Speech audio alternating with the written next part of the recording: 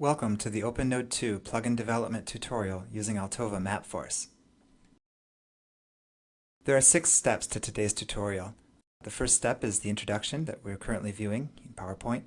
The second step will be to set up a staging database using SQL Server Express.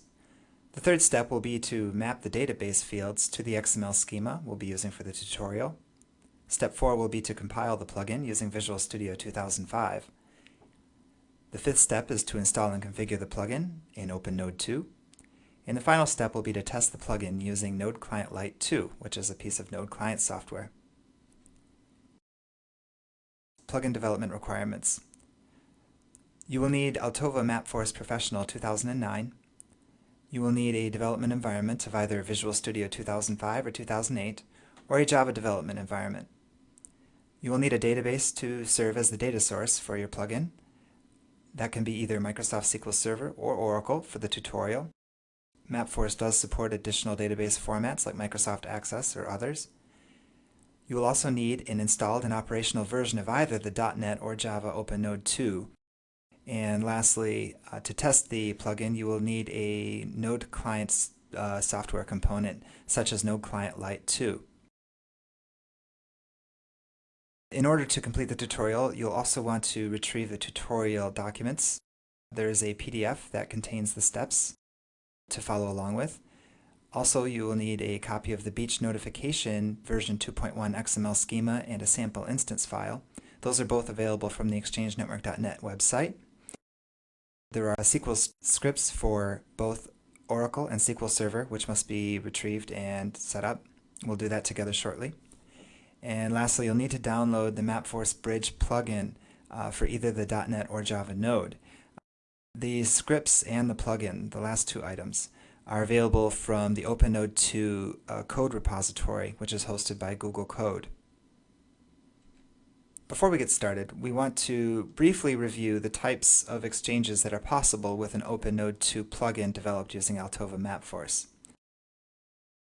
It is possible to develop either an outbound or inbound data flow using OpenNode2 and Altova MapForce. For starters, we'll look at an outbound data flow. In a typical outbound data flow example, the first step would be to have a production database on the intranet, and then in the DMZ, a staging database, which will be used by your node to retrieve data and store data. There's a plugin component, which is actually a piece of OpenNode2 that can be set up and installed independently. And then lastly, there's an Exchange Network partner on the receiving end.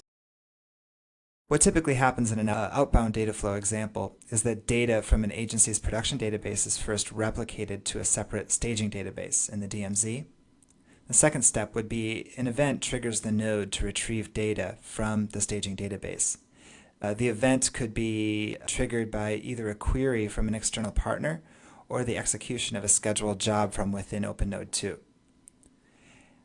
Once that schedule is triggered, the plugin then reads the data from the staging database and transforms it to XML and returns the XML file to the node.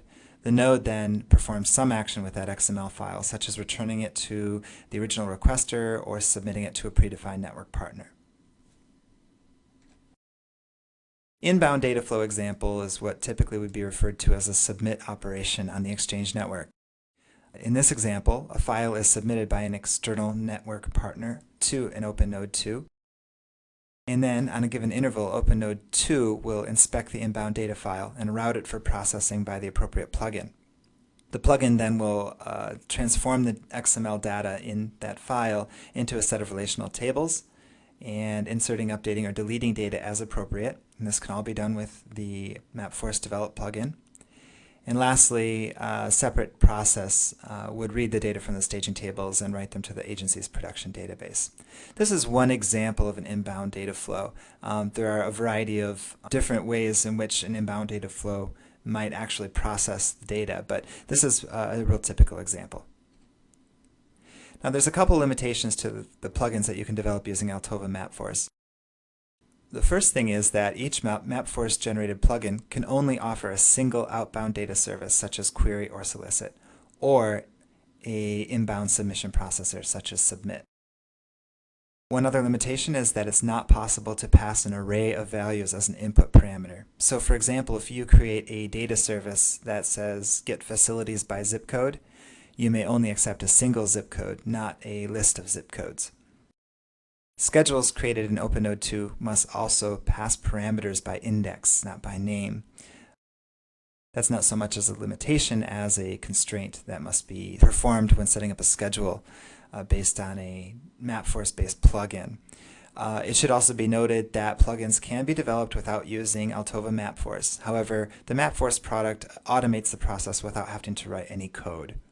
So there's the advantage of using MapForce.